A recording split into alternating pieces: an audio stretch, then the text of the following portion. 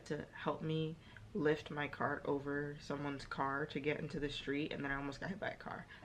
When we share that light and love, other people also put light and love out into the world. Chapter 3 is communication as a basic life process, which I particularly really enjoy. At first I was like, why is she defending him? Like, why would she do that? And that's the only thing that kept me reading until the end, and that's exactly how they fucking got me. I think that because I didn't apply myself hard enough to finding internships and networking while I was in college, I didn't successfully lead myself to the path that I'm expecting myself to be on now. Because I feel that, or I believe that my name is just constantly being dropped in a wastebasket, and there's a part of me that feels like what I'm doing won't produce any results. There's a purpose for me that is greater than being in a toxic environment. I just made a sticker collage, and I want to show you the sticker collage because you enjoy this little video diary essay. I hope that when you are watching this, it is from, I know that when you're going to be watching this, it will be from a higher version. This was purely just so fun. This one, thank you. Thank you. I'm filming in black and white right now purely because I'm testing out my camera settings, and I want to see if this is really going to work. And if it really does work, I think it'd be really cool to have a video in black and white.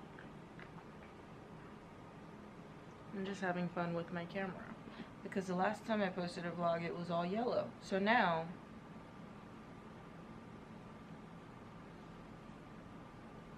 let's see what happens. Okay, life update. Today is Wednesday, January 28th.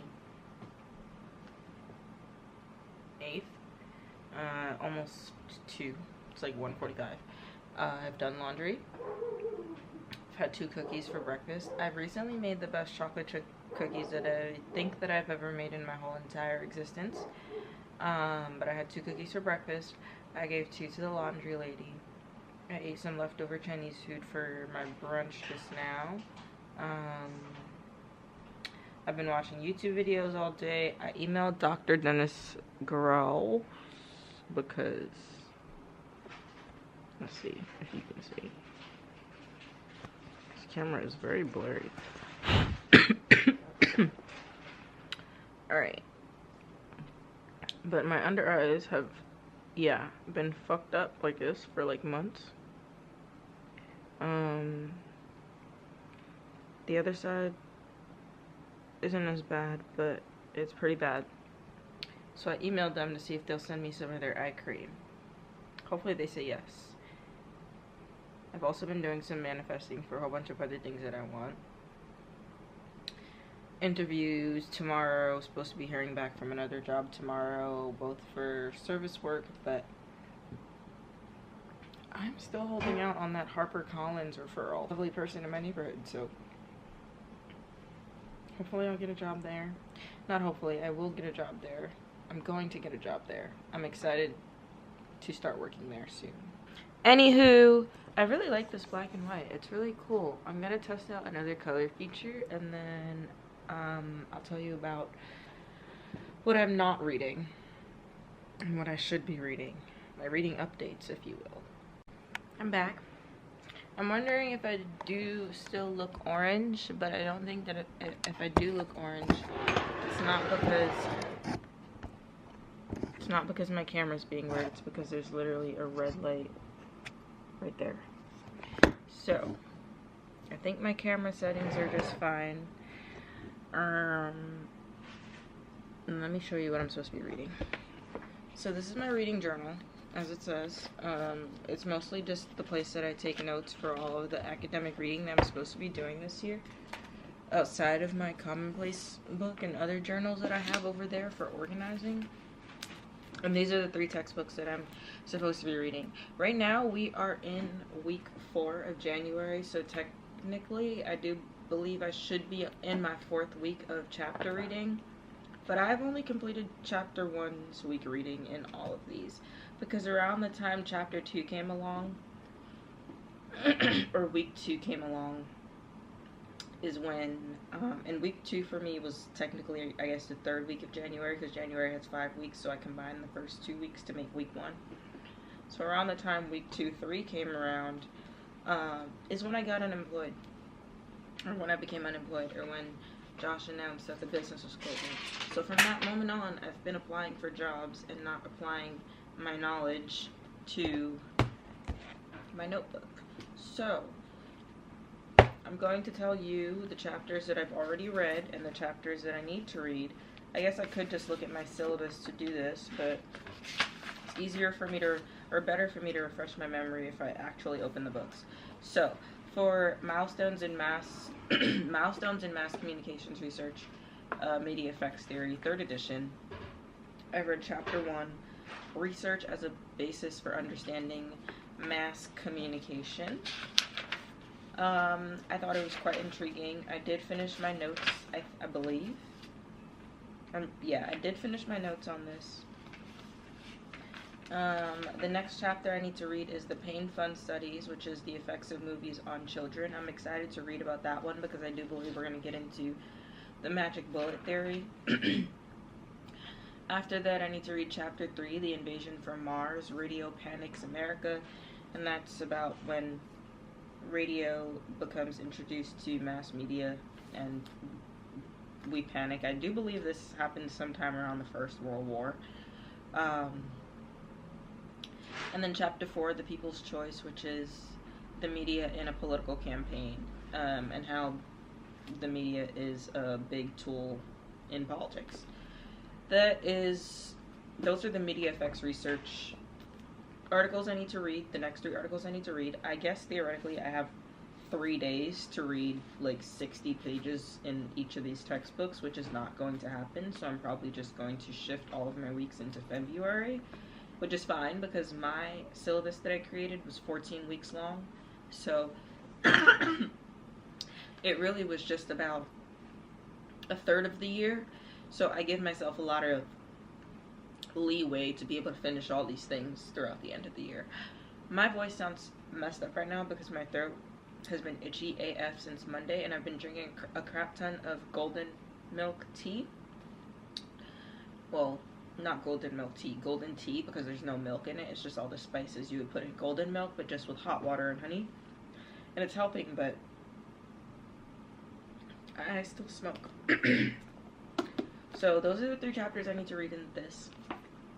And then add those 3 chapter notes into here, which with the amount of notes that I've taken so far, I've already filled up about a 5th of this book, so I'm guessing I'm probably going to have to go to Muji and get another one of these.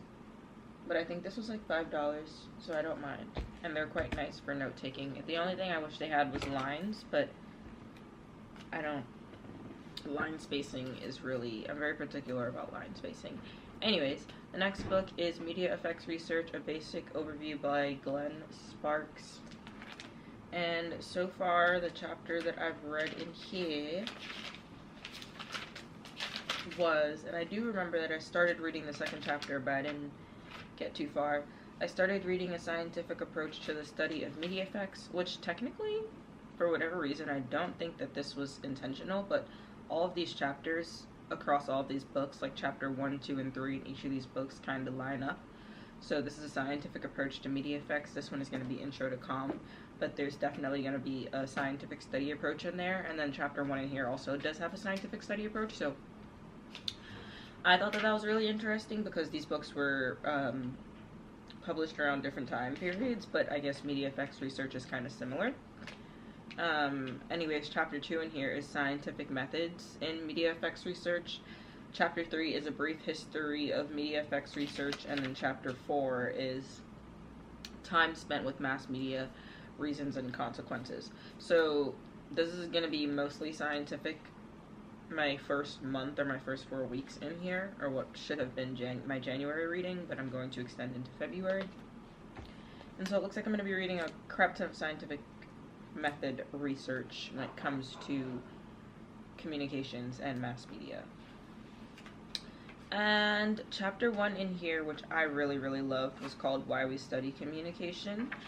I like to think of it as intro to communication because you kind of have to have a basic understanding for why we're studying the thing that we're studying before we study said thing. And this chapter kind of gives you an overview for like why these people wrote this textbook.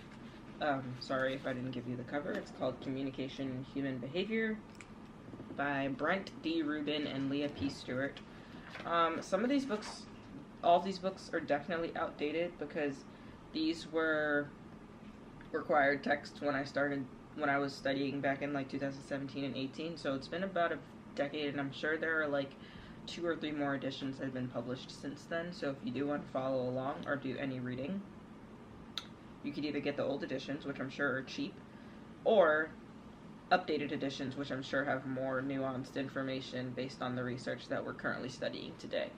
So that was chapter 1, why we study communication, so we can have an understanding of what it is that we are going to be studying besides media research. Chapter 2 in here is communication past and present. Chapter 3 is communication as a basic life process, which I particularly really enjoy. And chapter 4 is going to be nonverbal communication, which is another one of my favorite chapters because personally I used to believe that nonverbal communication was useless or didn't really exist because I don't believe that someone can tell what it is that I'm thinking based off of what it is that I show. But that is not true. And it is exactly how we communicate across cultures because languages are different everywhere. So nonverbal communication is really, really important, and it's also very ableist for me to think that nonverbal communication isn't important, but those were the thoughts of a 18 and 19-year-old Cevin, and I have grown since then, and I now know the importance of all forms of communication, hence my reason for refreshing my brain and my studies. That being said, those are the chapters that I need to read this coming month in February. I will be reading this coming month in February, as well as recording these videos and being consistent with my vlogs and also my bakery and also the multiple jobs that are coming to me, especially the one at HarperCollins, which I'm very excited to work at. You know, it's so many, like, I know it's kind of delusional for me to think that I could even get a job at HarperCollins with the experience that I have, but like, I want one, and I feel like that should be enough. And also, it would just be so thrilling for my job to be to read book manuscripts all day long. Like, do you know how fun that would be? Like, to be reading and like to get paid to read. Like, I love reading. I love annotating. But like, imagine getting paid to do it. And not only getting paid to do it, but like getting paid to create the most perfect final product before it hits like anyone's hands. Ooh. Okay, anyways. Those are my reading goals. Any other things that I'm reading for pleasure outside of academic texts, in case you don't find academic texts interesting? I'm also reading, well, this is technically also an academic text, but I'm also reading a handbook to literature, which is literally just all of the words from, I think, the 1600s to now, but I could be wrong on that time period, organized in alphabetical order, which I have tabs here from A through Z, and I was supposed to read A through D for January, but as you can see, that did not happen, so shifting this to February. If it happens, it doesn't happen. If it happens, it happens. If it doesn't happen, it doesn't happen. This is just supplemental reading. It's not exactly a part of my syllabus, but it'd be nice if I had time to read it. And actual pleasure reading. I've been reading, I always have my Read Cloud handbook. I've been reading Pinup, which is a Pain to Prince by Hilton Als. It's a mini memoir, kind of. Well, it says memoir, so it is a memoir. And it's just a pain. I actually looked it up. It's kind of like a song or like a sonnet or like a love letter or something. It's a story that he is delivering to Prince in memoir format. And it's really short and it's quite digestible and lovely to read. I love Hilton Als' not handwriting, his writing style. Room 311, Miss Clark. Oh, okay. That's another pleasure read. And then lastly, I have not necessarily a pleasure read, but a read. Another one that I kind of like to pick up sometimes because it's raw and it makes me uncomfortable. But it is The Incest Diary by the author Anonymous, or I guess there is no author. I don't want to say anonymous. It doesn't say anything. And this is just about a woman who has a relationship with her father, an incestuous relationship with her father. She used to have, I guess you can say that he was he used to assault her. Not I guess, he did actually used to assault her from her childhood up into her adult life, and he groomed her into believing that this relationship is normal. And so they both believe that this is normal. And this is a memoir about said relationship between her and her father and a few other family members as well. But mostly it's her diary. It's her entries about her love for her romantic love and her sexual desire for her father. Crazy read if you can stomach it, but I find it quite interesting to read over and over and over and over again. This is probably my third or fourth time reading it. I find it interesting that someone from Harper's Magazine has a quote on the back. But yeah, it's insane. Good book. Insane though. These are not going to make it into this journal. This journal is purely for academic purposes. I don't know if I ever gave you guys my update on The Perfect Marriage, but the ending for this book really pissed me off. At first I was like, why is she defending him? Like, why would she do that? And that's the only thing that kept me reading until the end, and that's exactly how they fucking got me. That's exactly how they got me. So, if you want to say that this book is compelling, yes, it's compelling. Was it a good read? 3 out of 5 stars. Like, it helped me pass the time. It gave me something to do. It, like, am I going to keep this information in my head? No.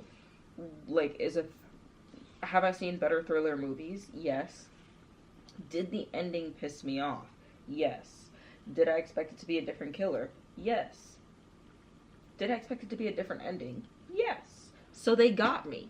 It's a good book. But, was it written well? No.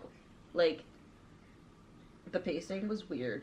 If you listen to the audiobook at the same time, that is helpful, but it's no Toni Morrison wrote it, okay? Don't go in there expecting Toni Morrison quality and James Baldwin quality, because I read it. I read it to pass the time, and that it did. And they tricked me. They tricked me. They really got me. So if you want a book that's really going to get you, here you go. This one. Now, this book. Ending satisfying. Why did I read this book? So that I could write my essay on white privilege and predominantly white institutions and how it disproportionately affects first-generation immigrant students. Did I write that essay? No. Will I write that essay at the end of this year? Yes. I cannot get rid of this book until I write that essay, because this book is going to be a part of that essay, as well as The Misadventures of an Awkward Black Girl by Issa Rae.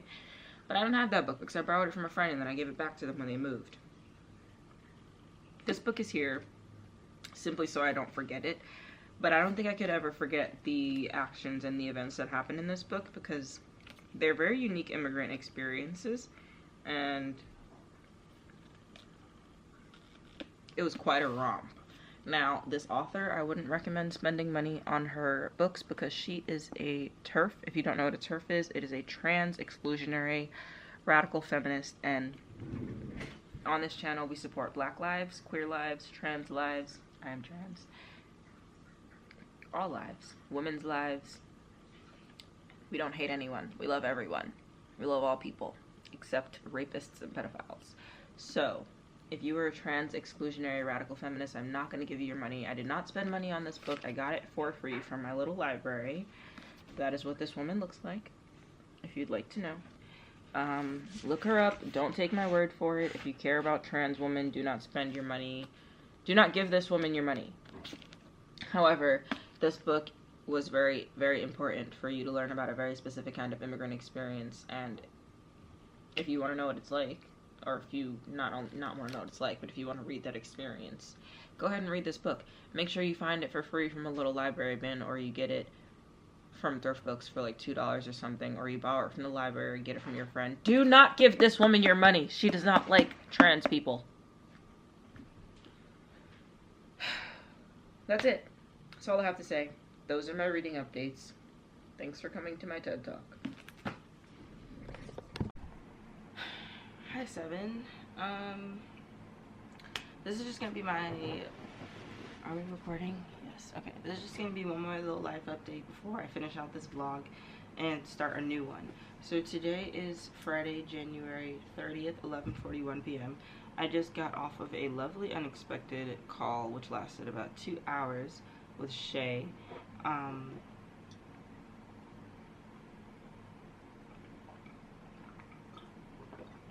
we talked about a lot of things. Life updates, reading updates, thoughts about religion and society and feminism and hip-hop and so many things. All of my conversations with Shay are always great, but really that conversation reminded me that I need to be doing this, which is talking to myself, my past self, so that I can understand my thoughts better. We talked about vulnerability and being afraid to say things on camera, because there are a few things that like I've been hesitant to say on camera because of a fear of, really a fear of vulnerability when it comes to like family members and such. So I know, like, I have currently 227 subscribers on here on this channel, and that has only recently happened over the past couple of months. So thank you to all of the new people that have joined my channel. Welcome. Hi, I'm glad you're here. I'm happy to meet you. Drop your name below if you want to formally meet me and I can say hi to you personally. My name is Cevin, if you don't know. I am 26 years old. I live in New York. I've lived in New York my whole life. I was born here. I have been a barista for the past, like, almost, I'm gonna round up to about a decade. And I recently lost my job because the place that I worked at for almost 6 years closed. It would have been our 10-year anniversary this year, but the business closed unexpectedly and then left us with a few days to recuperate. So I've been hesitant to say that online for whatever reason, because of some sort of like fear of like failure. But what I've learned over this past month of January is that I am a very strong human being who is very capable of a lot. Years old, and I don't like to gauge my accomplishments by age, because I don't think that that's fair. I just don't think that it's fair to compare. So,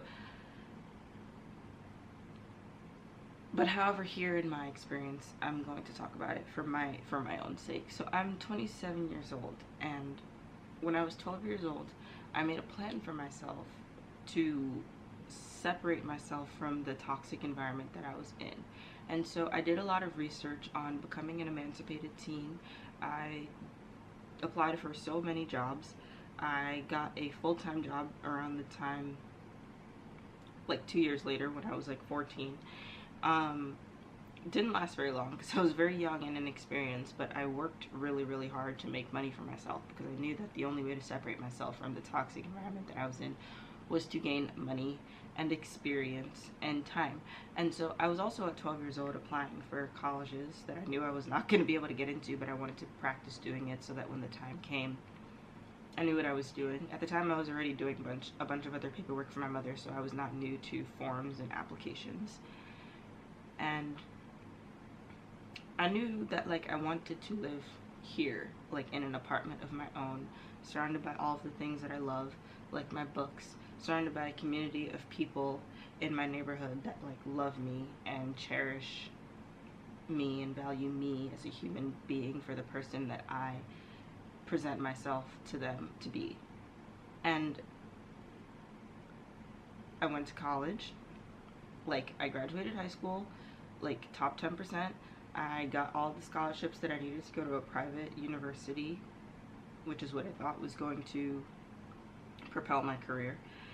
And I don't regret it. I had a lovely time in college, and I wouldn't trade that experience for anything. If anything, I would love to go back and do it all over again so I could make adjustments and do it better. Like, but I don't regret anything that I did. I would just add on to the things that I did. I would do more. And so, post-graduation, or while in school actually, I was working at the cafe that I just recently lost my job at. And after graduating, I continued to work there. And so, fast forward 5 years later, and I'm constantly thinking to myself, I could have gotten a master's degree by now, but I can't, could have, or should have, should have. Could not, I shouldn't, I can't, couldn't, or shouldn't. I can't, could have, or should have, would have. Whoa, I can't, could have, or should have myself. There we go. Because, like I said, like, time passes and age doesn't determine where you should be progressing in life. That's what I used to think. And so because those constraints are still somewhere in the back of my mind, they somehow come to the forefront of my mind and affect the progress that I'm currently making in the form of, like, negative thoughts. And after this lovely conversation that I just had with Shay, who I value and appreciate so much as a friend, Shay, please stay you forever. I've realized that, again, like, over the course of this month and working for the first couple of weeks and then being unexpectedly unemployed, and then from the day that I found out I was unemployed, like, filling out job applications up until now, I have sent out over maybe 400 job applications in total in the span of like 2 weeks. And I've only received 2 interviews.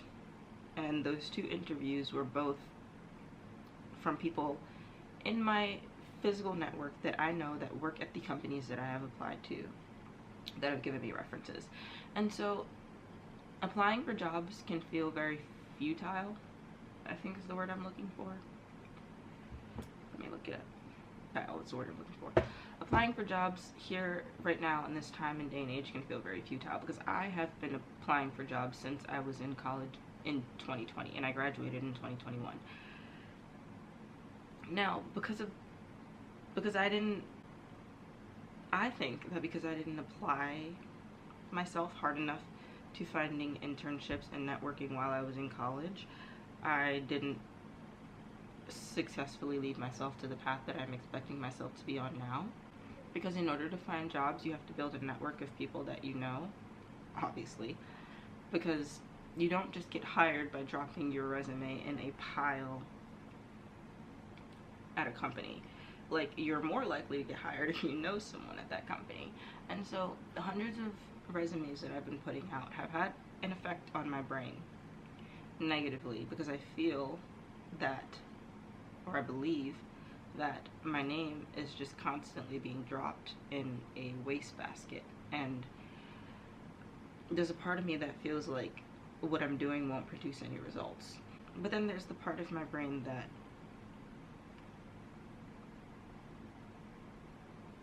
is aware that I am resilient, I am hardworking, I am a productive human being, and I'm extremely capable. I am overqualified, I am talented, and there are so many people that personally know me that will attest to these things. There are so many people that personally know me, that believe in me, and that see me in the highest version of myself that I see myself in. And so I don't understand why it is, besides chemical imbalances, that my brain can tell me that all of the hard work that I've put in with these hundreds of job applications and the extensive list of experience and skills on my resume is futile. Like, it's impossible, because if I am as great as all these people believe me to be, and as great as I have achieved and as great as the accomplishments that I have achieved, then it is only possible that good things can happen for me. It is only possible that the hundreds of applications that have touched those recruiters or hiring managers' desks are going to be outstanding. I have people in my corner that believe in the highest power of the world, whether that be the universe or religiosity in terms of like God. And those people constantly, on a daily basis, have me in their prayers. There are people whose lives that I have touched that I didn't know that I touched their lives until the catastrophe happened and they informed me that I touched their lives. And so if there are powers in the universe working that are greater than me, that have accomplished great things in my personal nature, why would my brain have me assume that more great things aren't in store for me? I believe that great things are in store for me. I do believe that like good things are going to happen. I do believe that my current unemployment status is not forever. I do believe that the interviews that I went to were not in vain. I do believe that I met all of those people for a reason. I do believe that all of the recommendations that I've gotten and all of the people that speak highly of me are doing so because it's true, because it's valid, and because there's a purpose for me that is greater than being in a toxic environment. And so I think that after this whole entire month, as unfortunate, sudden, and sad as it is, it was necessary for me to be fired. Not even fired, because the business literally closed. So it was necessary for me to be separated from my past job, because in order to grow and propel into the highest version of Cevin that I see myself being and that everyone else sees me being, I need to let go. And I don't think that I would have let go of this bundle of comfort, but also toxicity that I was holding on to for so long. And it's interesting that I was so reluctant to let go of it and so heartbroken when it happened, because I grew up in a similar bundle of toxic energy that I wanted so desperately to get away from. And there was a part of me that also wanted so desperately to get away from this toxic work environment. There was also a part of me that like really loved it, because I truly believed that the job itself wasn't bad, it's the people. And so if we just had better people, or people who would take accountability, then things can and will get better. And I do believe that people can eventually learn how to do those things. So there's a part of me that believed that if I held on to this job, things would get better, unlike in my past situation where I didn't believe that these people would ever take accountability for their actions or grow. So I had to go. But here, I was reluctant to leave because I thought, I wholly believed that things could get better in that specific situation. But I think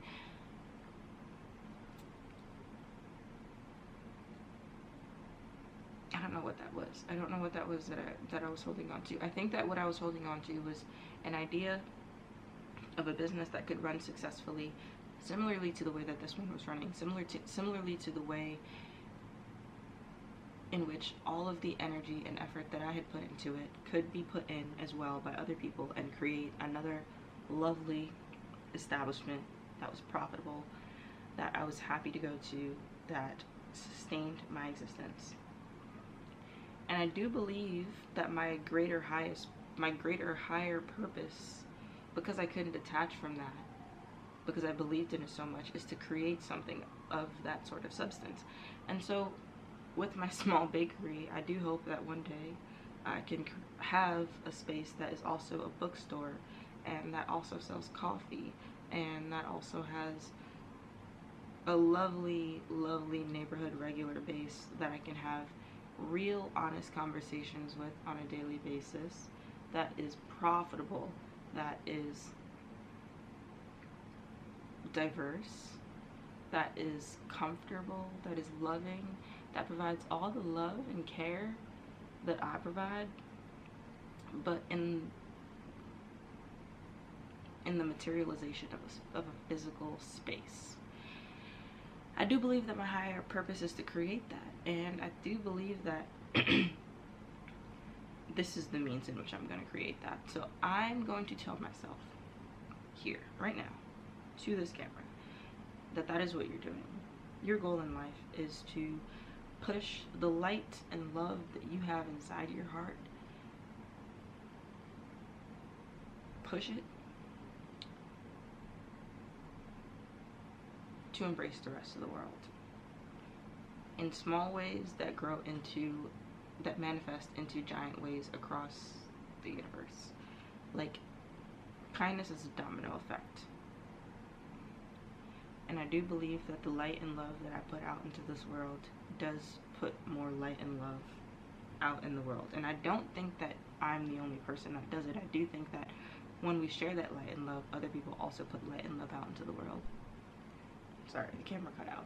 But you are so strong, and I know you're not going to stop until you have the life that you want for yourself, the life that you picture for yourself. And this is a part of it. This is a step. This is a huge step in that direction. And you're getting there. And so, that being said, I have a list that I made for myself today. I want to show you quickly, because I backfilled all my journals. A problem that I had was that the first week of January was the first and second weeks of January were the only weeks really that I filled out any of my journals, because when my world plummeted, as I tend to do, I kind of just froze and I didn't write anything. I was trying my very best to keep up like every 3 to 4 days and backfill, but it became quite hard. And so what I did instead was I have these feeling stickers, and on the monthly page, if I could remember, I would just put how I was feeling in sticker form on the monthly page, and there are some morning pages sections filled out. I'm not going to show you. And then this is my 6-month planner journal, and for the whole last 3 weeks of January was empty, so I just went and backfilled the dates and not anything more. And then I made, there's a recap of the last 4 weeks page, and although we are in the last week of January, transitioning into February, so week 5, I just, it's a monthly progress check, and you're supposed to write on one side, there are prompts, so it's like things you've learned, rewards I deserve, self-evaluation, progress to goals, things that I haven't learned, and then on the other side you're supposed to go back and check all the things you filled out and do a habit tracker recap. I didn't have all that information filled out, so instead I just wrote what I was feeling for today. So it's a monthly progress check, and it's basically my feelings about the past 3 weeks of January and how crappy they've been, but also lovely they've been with all of the support that I've received. And on the habit page, I just made a sticker collage, and I want to show you the sticker collage because I really like it, and it is, I think, quite indicative of my January. So there's like a little stethoscope, because I finally have health insurance now. I've been eating tons of bagels this month, so there's bagels in there. There's like uplifting stickers. There's like a New York taxi cab sticker, because I've been going into Manhattan a lot for like job interviews and other things of the nature that I have, like admin things. Just like stuff that I feel. And I find that sometimes when I want to update my journals and it's really hard for me to get my feelings out on paper, because this is the journal that I'm supposed to start with in the morning so that I have some sort of prompt to go off of for my thoughts. and then I go into my morning pages, and then I go into my Hobonichi weeks and I plan out my week and then do some commonplacing in terms of reading and like tasks. But when it's really hard for me to get words out because I've been going through a week like, or a month like the past one that I have, it's really easy for me to express myself in stickers. And I have an excess of stickers. Not really an excess, I think I have the perfect amount. I don't need to acquire anymore. I probably have stickers in the numbers of like 1,000s. There's also more in my stationery kit, but this is what I want. This is what I think the highest version of Cevin is doing. I think that they're making collages. I think they're making vision boards. I think that they're manifesting their metaphysical experience. And that starts with this and here. So, you enjoy this little video diary essay. I hope that when you are watching this, it is from... I know that when you're going to be watching this, it will be from a higher version of Cevin's perspective and a higher version of Cevin's physical manifestation. So, thank you for being here. Thank you for listening. Thank you for going through all that you went through so that we could come out here. Thank you, Shay, for that lovely conversation, which wasn't a spiral in my head, but rather a lovely domino effect of whys, and you'll understand that when you see this. And thank you for all of the beautiful people that continue to love and support me, and when I'm vulnerable, instead of demonizing me for my mistakes or for my challenges, you uplift me and you support me and you love me and you appreciate me for who I am, and you give me grace and you remind me of all of the good things that I exist for and all of the good things that I have accomplished and all of the good things in general.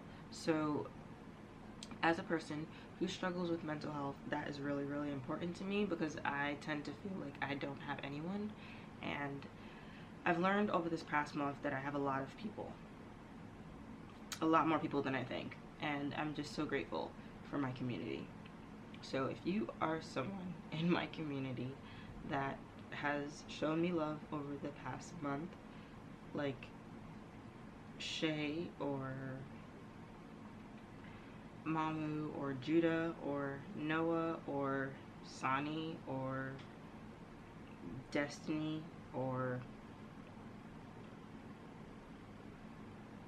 literally any single person that has like DM'd me or messaged me personally or sent me a job, anything, like anyone who has asked how I'm doing, anyone who has inquired about my existence and like cared enough to like take actionable steps other than just inquiring, which just inquiring is enough, so thank you. But like those that have like moved further, and those that have like given me money, those to like pay for my food or bills, those that have thanked me personally for the changes that I've made in their life, like all of you have reinforced a faith that I like lost in humanity. And I just want to thank you all for being alive and for being alive at the same time as me and for loving me and for sharing your love with me. And oh, and Ashton. So thank you all. And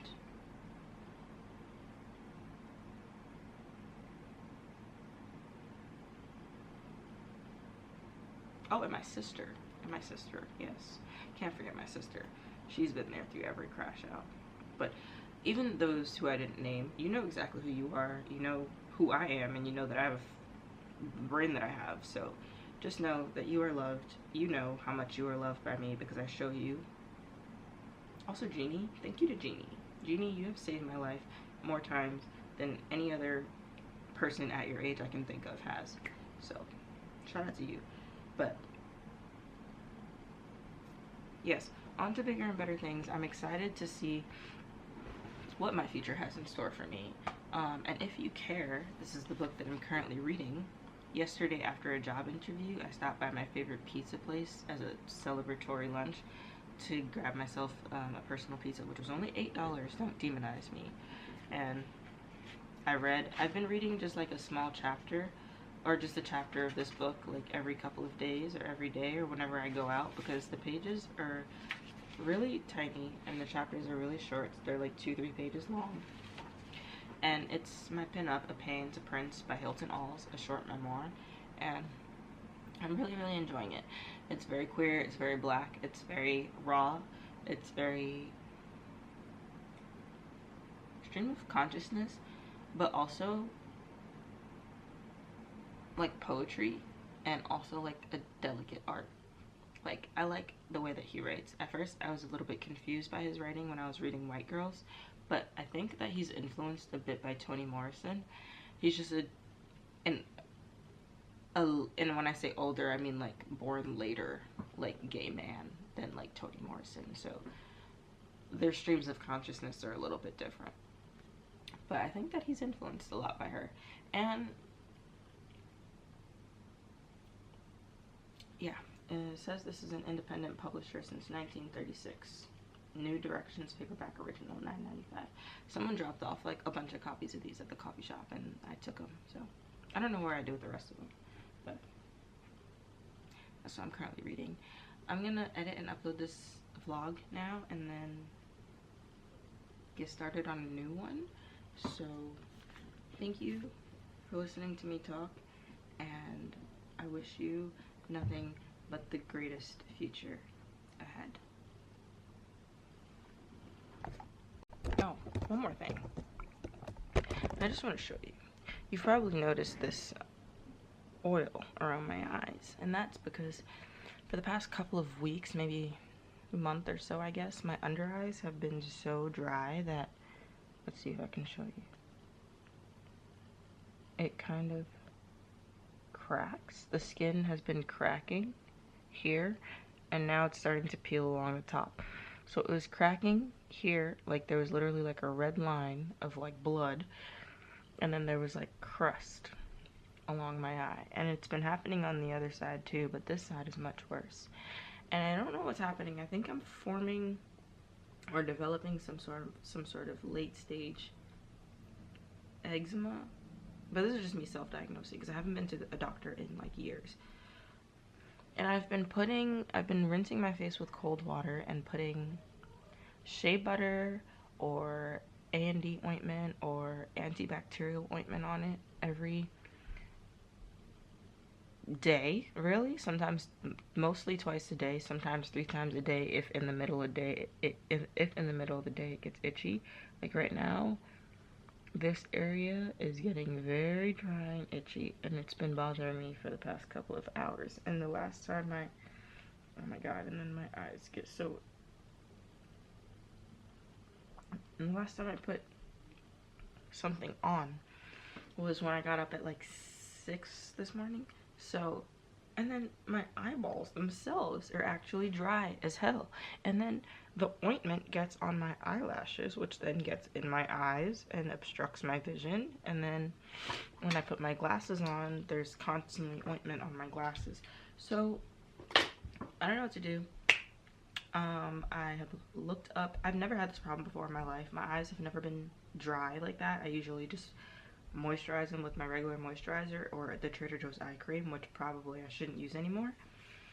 But I don't want to go to Sephora and buy a really expensive eye cream. I've done research and I want to get the Dr. Dennis Gross one, but it's like $60-something, and I DM'd them on Instagram to see if they'd send me some, and they did not answer me. So in the vein of manifesting, Dr. Dennis Gross, if you see this video, please send me some of that eye serum cream that you have, because I really think it would help.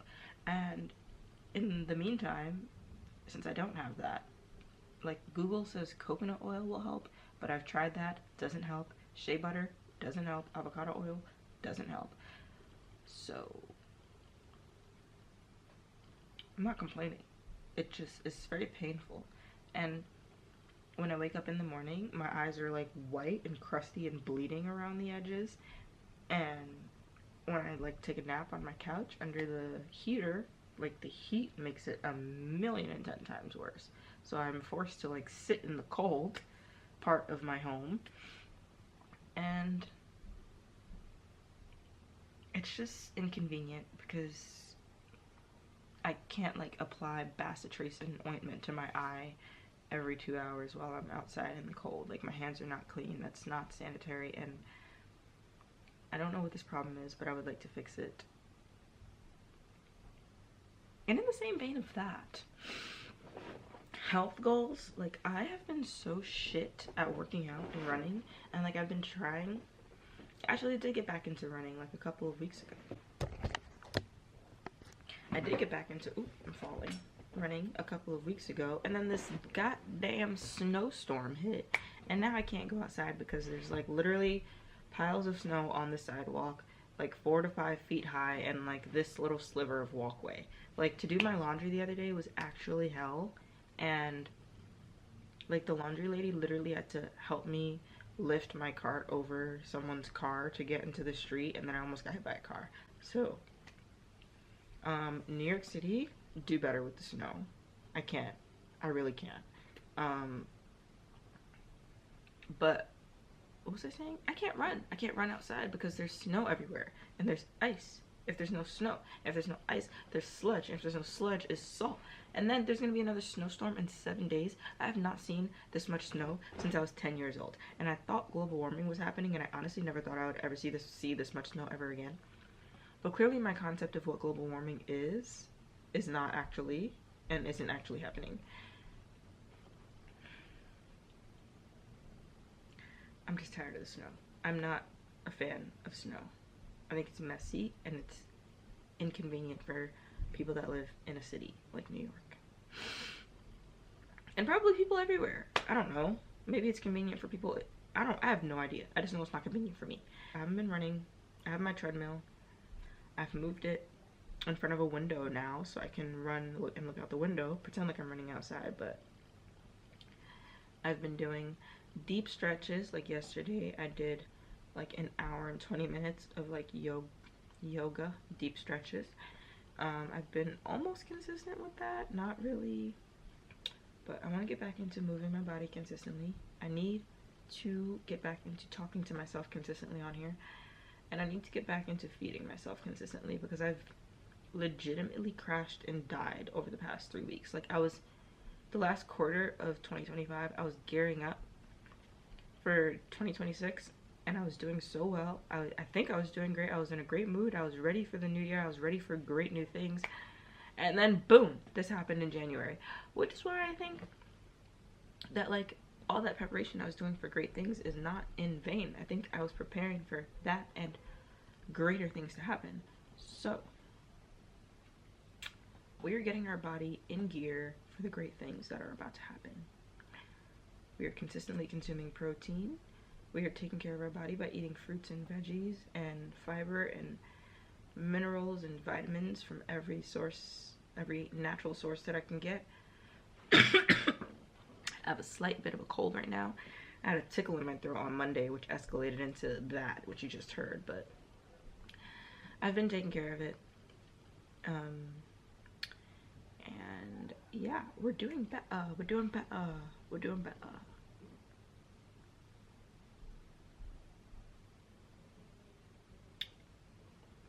I need to cook up, I need to batch make some beans or something, because I've been craving beans. And I have a container of pumpkin soup in my freezer, and I want to heat that up because my throat feels like it needs some lubrication. And I have like 2 jars of like chicken broth in my fridge. I think I'm gonna use that to make some beans in the Instant Pot. Okay, I'm getting ahead of myself. This is all gonna be in the new vlog, so come back and watch my new vlog if you want to see me make beans in the Instant Pot or whatever, and see me propel to my greatest higher self. I love you.